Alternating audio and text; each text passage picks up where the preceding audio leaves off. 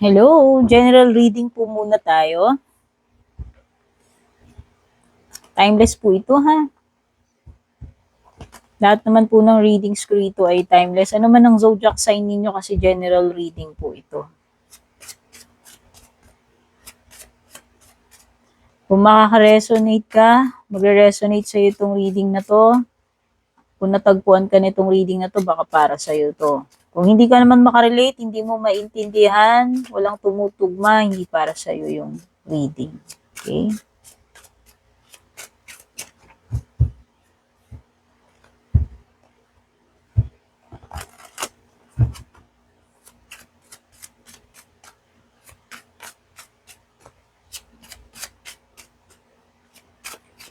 Kamusta nga pala kayo? Ako nga pala si Tin. Sana kayong lahat ay nasa mabuting kalagayan. So, for your first card, meron ka ditong Two of Swords. Reversed. Oh, finally. Finally. Makakakilos ka na. Finally, makaka-push forward ka na. Or kung pag-move on man ito, finally, makaka-move on ka na. Kung pag-alis man ito, finally, makakaalis ka na. Makakaalis ka na doon sa doon sa place or situation kung saan na-stuck ka. So, may matatanggal na blockage with the Two of Swords reversed. In general, no? Kung saan sa inyo to, saang area ng buhay ninyo or situation nyo nag-a-apply since ito ay pangkalahatang reading lamang, general reading. Okay?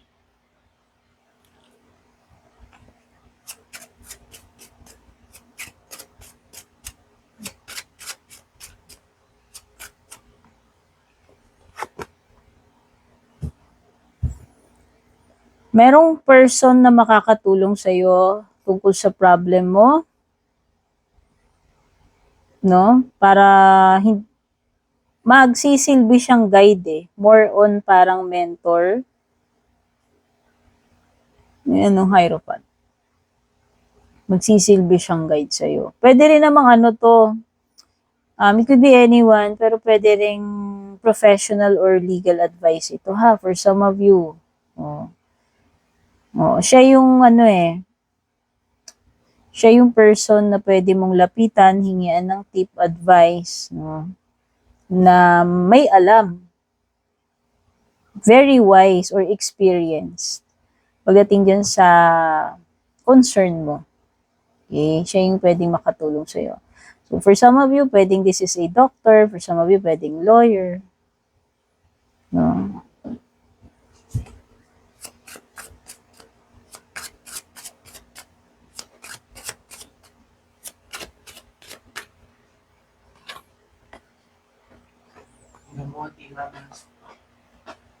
So, sa recent past mo, meron kang Knight of Cups reverse dito.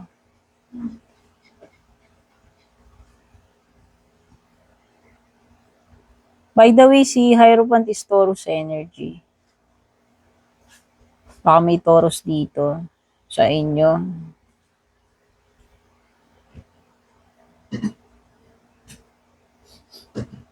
I think ewan ko, napatingin ako dito and naramdaman ko sa intuition ko, this is something na gusto mong i-pursue in the past. And up until now, maaaring gusto mo pa rin namang i-pursue itong bagay na to. So, Two of Swords reverse is a good thing kasi kung hindi mo man naisakatuparan, kung hindi mo man nasimulan, no? Itong bagay na to na gusto mong i-pursue, finally, dahil lumitaw ang Two of Swords reverse, sabi ko nga, matatanggal yung pinakamalaking blockage na sumasagabal para ma-pursue mo yung bagay na yan eh. Or finally, para masimulan mo na. No? So this is a hudyat, no? A sign na maaring finally, magiging malaya ka na nagawin, simulan, i-pursue yung bagay na yan. In career man yan, tungkol sa personal growth mo, or spiritual growth, or sa love life, or sa family, hindi ko alam kung saan po nagre-resonate sa inyo.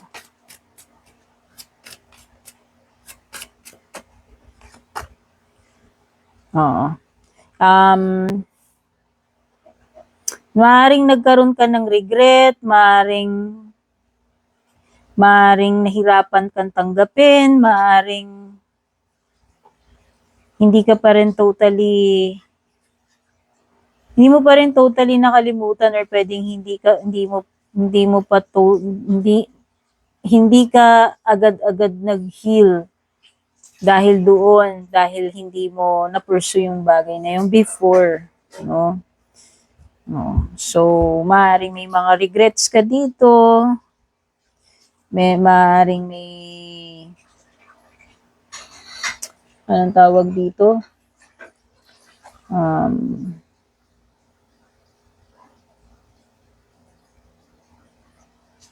Panghihinayang,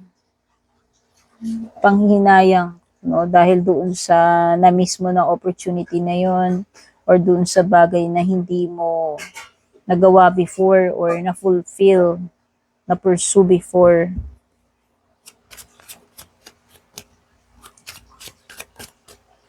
So, hirap ka na tanggapin siguro, or pakawalan.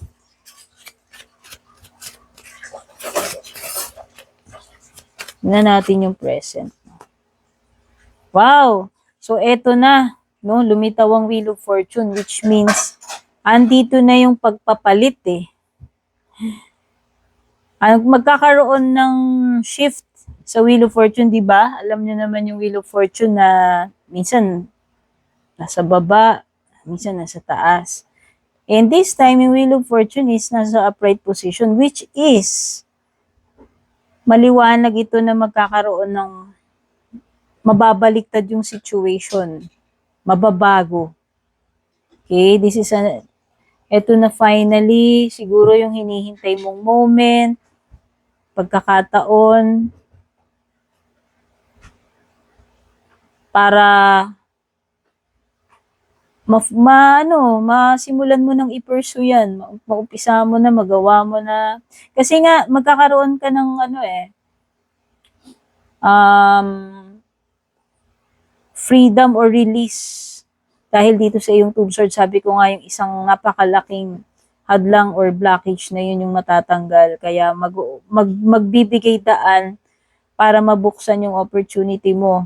Pagpapalit ng situation with the Wheel of Fortune dito sa present mo. Okay?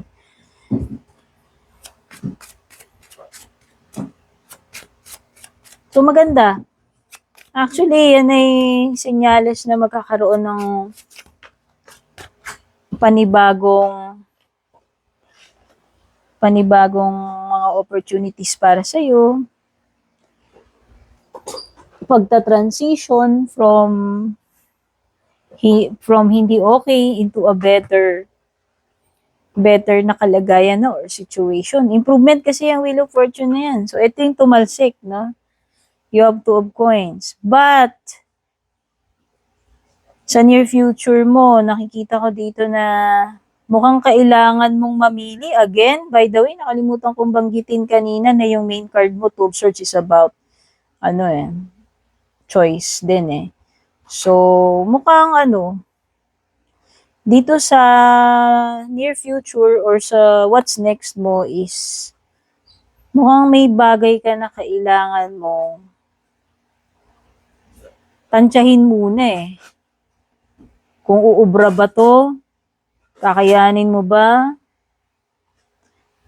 No, kasi si Two of Coins is wini-weigh mo yung options mo eh. Pwedeng naninimbang ka. Or pagbabalance eh. Kasi si Two of Coins is about balance eh. Or pagiging flexible, adaptable doon sa situation. So sa tingin ko, pwede mo naman siguro tong magawa. Kasi nga nakikita ko nga na magiging maganda yung situation mo, maganda yung mga changes na paparating. And ayan na nga rin kasing opportunity para talagang masimulan mo na yan, magawa mo na yan, o matupad mo yan.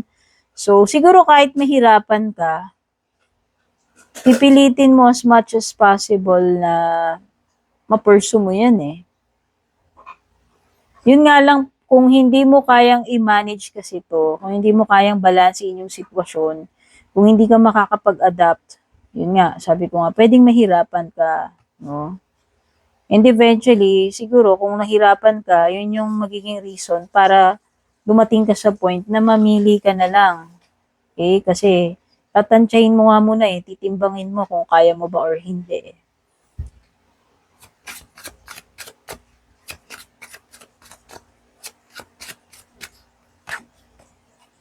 Three of Swords, oh. Ayun lang, kasi the Lovers Reverse.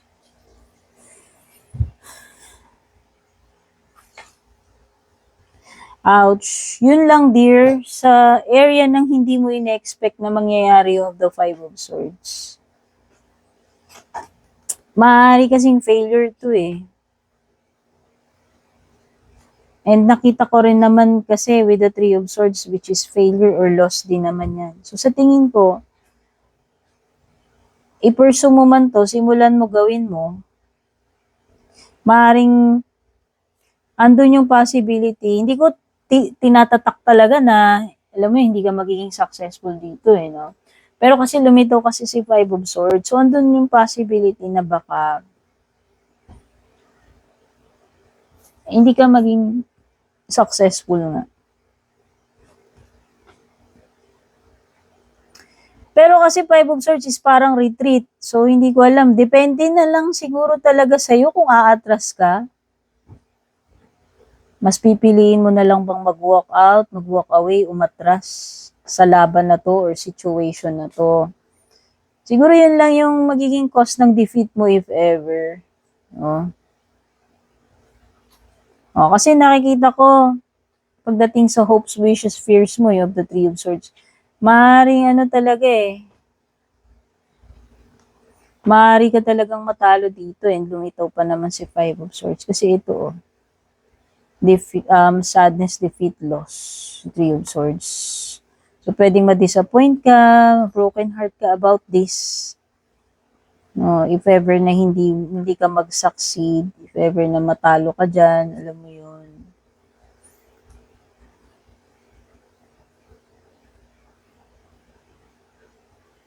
The Lovers. Ano yung pinaka-outcome? Lovers reversed. Oh, by the way, this is Gemini energy.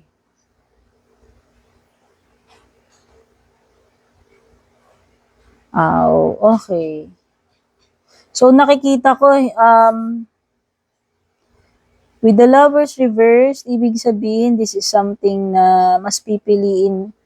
Kahit na gustong-gusto mo to, kahit na mahal mo to, bagay, situation, or whatever, person, mas pipiliin na lang na mag-walk away or hindi na lang i-continue eh.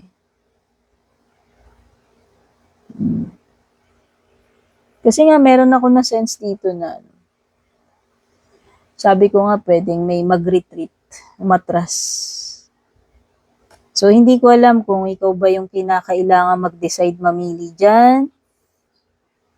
Pwedeng ikaw na lang mismo yung mag-decide na piliin na hindi ka na lang mag-continue. No? Kahit na gustong-gusto mo yan, kahit love mo yan, bagay na yan, tao or situation.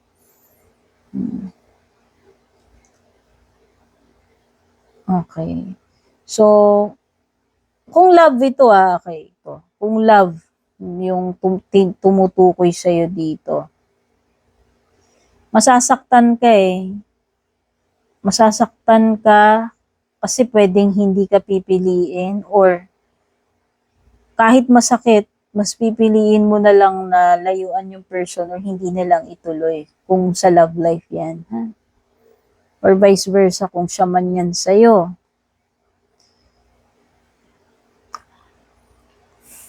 Okay? So, yan yung reading general reading ko for sa inyo. Maraming salamat nga pala sa panonood. Kung nakarelate man kayo, please don't forget to subscribe. Pa-follow na rin, pa-like. Pa-leave na lang ako ng comment din dyan, pa-share. Godspeed.